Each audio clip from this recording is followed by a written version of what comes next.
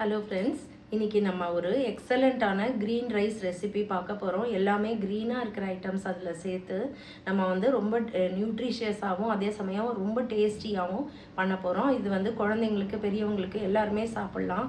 காரம் குறைவாக, காரம் கரெக்டாக இருக்கும். அதே மாதிரி நீங்கள் லஞ்ச் பாக்ஸுக்கு, ஆஃபீஸ்க்கு எல்லாத்துக்குமே இதை நீங்கள் யூஸ் பண்ணிக்கலாம். அதே நீங்கள் வீட்டில் ரெகுலராக சாப்பிட்றதுக்கும் இது ரொம்ப நல்லா இருக்கும்.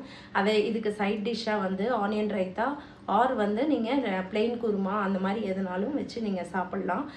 இந்த ரைஸ் வந்து நீங்கள் ட்ரை பண்ணிவிட்டு எப்படி இருக்குன்னு சொல்லுங்கள். ரொம்ப ரொம்ப சூப்பராக இருக்கும். அதே மாதிரி என்னோடய ஹெல்த்து பற்றி நிறைய பேர் விசாரிச்சுருந்தீங்க. நிறைய பேர் கமெண்ட்ஸில் எனக்கு மெடிக்கேஷன்லாம் சொல்லியிருந்தீங்க. ரொம்ப ரொம்ப நன்றிகள். என் மேலே அக்கறையாக இத்தனை பேர் கேட்டது எனக்கு ரொம்ப சந்தோஷமாக இருக்குது. ஃபஸ்ட் டைமாக ரொம்ப சந்தோஷப்பட்டேன். இந்த மாதிரி என்னோடய சப்ஸ்கிரைபர்ஸ் என்னை கேட்டது. நான் வந்து இப்போ பரவாயில்ல, எனக்கு நல்லா ஆகிட்டேன். நான் கொஞ்சம் மெடிசின்ஸ்லாம் நீங்கள் சொன்னதிலும் சிலது பண்ணினேன் நான். ஸோ எனக்கு இப்போ ரொம்ப நல்லா இருக்குது. Thank you friends. ஒரு 3 கப் பாஸ்மதி ரைஸ் எடுத்து நான் வாஷ் பண்ணி வச்சுருக்கேன். இதுவும் நம்ம முன்னாடியே ப்ரிப்பேர் பண்ணி வச்சுக்கலாம். இப்போ இந்த மாதிரி படப்படன்னு தான் வெடிக்கும். ஈரப்பதம் இருக்கு இல்லையா, அதனால ஒன்றும் பயப்பட வேண்டாம். இது வந்து கொஞ்சம் இந்த காம்பு இருந்ததுன்னா ஈஸியாக இருக்கும். நான் வாங்கினதில் காம்பு இல்லாதனால இந்த அப்பளம் பொரிக்கிறதுனால திருப்பி விட்டுக்கிறேன். ஆக்சுவலி நம்ம வந்து ரொம்ப நேரம்லாம் ஆகாது, டக்குன்னு ஆகிடும் ஒரு 2-3 மினிட்ஸில்.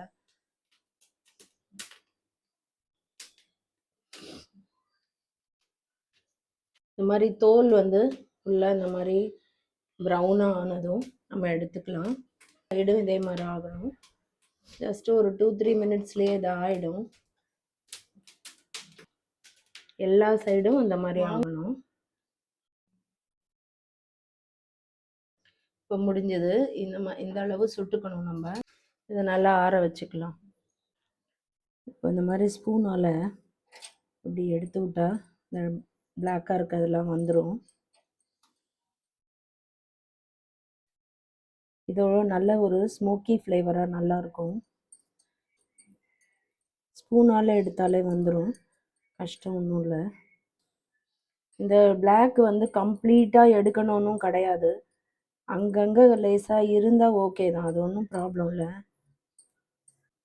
ஏன்னா இது கத்திரிக்காய் தோல் மாதிரி திக்காக இருக்காது, லேசாக தான் இருக்கும்.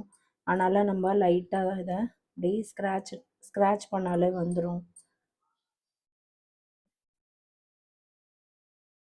இப்போ இந்த ரைஸ் பண்ணுறதுக்கு நம்ம ஒரு 2 டேபிள் ஸ்பூன் ஆயில் விட்டுக்கலாம்.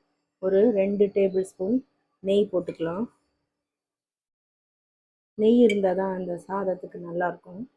3 பே லீஃப் வச்சுருக்கேன், பிரியாணி இலை. அப்புறம் 2 ஸ்டார் அனீஸ், ஒரு 5-6 கிராம்பு, கொஞ்சம் பட்டை, ஒரு 3 ஏலக்காய். இது மட்டும் நம்ம இதில் போட்டுக்கலாம், தாளிச்சிக்கலாம். இந்த அளவு முந்திரி பருப்பு ஒரு 10-15 பருப்பு இருக்கும். தனியாக நான் அதை மட்டும் இந்த ஓரமாக போட்டு இதை ஃபஸ்ட்டே நம்ம ஃப்ரை பண்ணி எடுத்துருக்கணும்.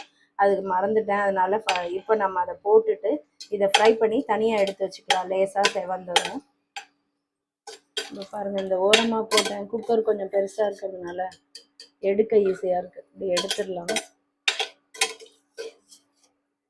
இது லாஸ்ட்டில் நம்ம ஆட் பண்ணிக்கலாம். தேங்காய் பால் வந்து ஒரு ஃபுல் தேங்காவை உடைச்சி நான் வந்து ஒரு 3-4 டம்ளர் இருக்கிற மாதிரி எடுத்து வச்சுருக்கேன். எப்படியும் அரிசிக்கு நம்ம அளந்து தான் ஊற்ற போகிறோம், அதனால் இதுவும் எடுத்து வச்சுருக்கேன். இது நல்லா கோல்டனாக கொஞ்சம் நல்லா செவந்திருக்கு. இந்த டைமில் நம்ம அந்த ஆனியனை போட்டுக்கலாம்.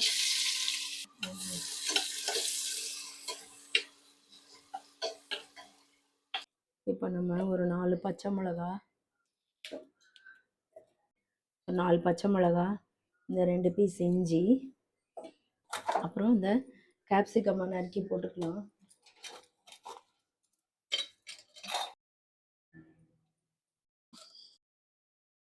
இப்போ ஒரு கைப்பிடி அளவு கொத்தமல்லியும் போட்டுக்கலாம். இது கூட போட்டு எல்லாத்தையும் விழுதாக அரைச்சிக்கலாம்.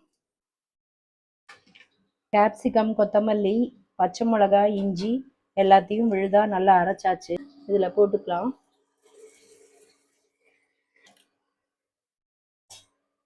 இது கூட இந்த க்ரீன் பீஸ் கிட்டத்தட்ட இது வந்து ஒரு 2 கப்பு ஃபுல்லாக நான் உரிச்சு வச்சுருக்கேன். நிறைய க்ரீன் பீஸு அதையும் சேர்த்துக்கலாம்.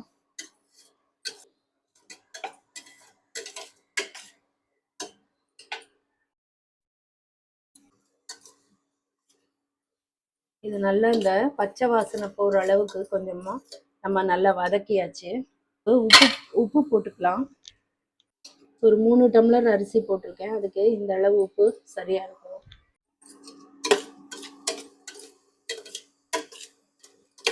நான் வந்து பச்சை மிளகா, இஞ்சி, அப்புறம் கேப்சிகம், இது கொத்தமல்லி போட்டு நான் அரைச்சிருக்கேன். அது கூட நான் பூண்டு போடலை.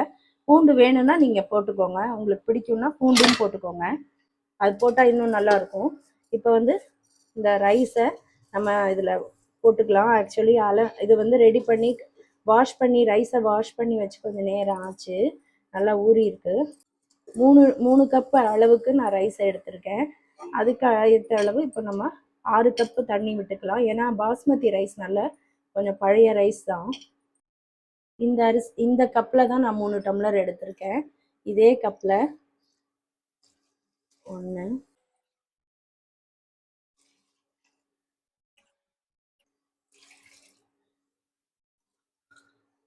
இது வந்து 4.5 டம்ளர் அளவுக்கு இருக்குது. பேலன்ஸ்க்கு நம்ம பச்சை தண்ணி ஊற்றிக்கலாம். இப்போ நம்ம அந்த கேப்சிகம் அரைச்சோம் இல்லையா, அந்த ஜாரும் அதுலேயும் கொஞ்சம் தண்ணி விட்டு வாஷ் பண்ணியாச்சு. ஸோ இப்போ 5.5, இன்னும் ஒரு அரை கப் மட்டும் நான் ஊற்றிருக்கேன். இப்போ நம்ம குக்கர் மூடிக்கலாம். ஒரு விசில் வச்சு இறக்கிக்கலாம். இது ஒரு சூப்பரான லஞ்ச் பாக்ஸ் ரெசிபி. நிறைய வியூவர்ஸ் வந்து என்கிட்ட கேட்டிருக்கீங்க லஞ்ச் பாக்ஸ் ரெசிபி கூட. அதனால் இது வந்து உங்களுக்கு ரொம்ப ஆப்டாக இருக்கும். நல்ல பொலன்னு ஃபஸ்ட் கிளாஸாக தேங்காய் பால் வாசனையோட க்ரீன் ரைஸ் ரொம்ப சூப்பர்பாக இருக்குது. இதுக்கு ஆனியன் ரைத்தா, குருமா, எது வேணால் நீங்கள் உங்களுக்கு எது பிடிக்குமோ அதை பண்ணிக்கலாம்.